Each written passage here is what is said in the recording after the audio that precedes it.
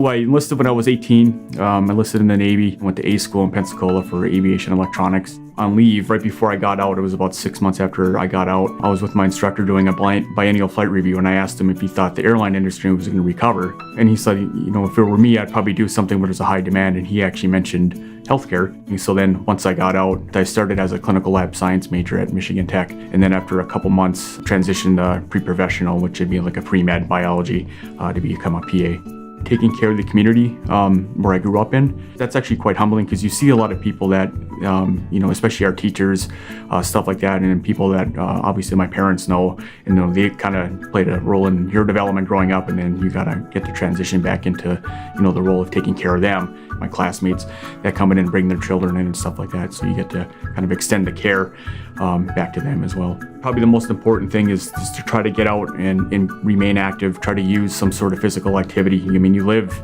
in a perfect area for it with the Iron Bell Trail, the Wolverine ski trails, things like that, to try and remain active because that is quite healthy. Get out and try to enjoy the area that you live in here. I do a lot of reading. I like military history, United States history in general. If I'm not reading, and then typically I'm out training, it's all dry land training for Nordic skiing. I try to dedicate at least an hour a day to running if I can. At least once a year we try to go somewhere tropical, and then in the winter we're probably looking at going out somewhere out west for skiing, stuff like that.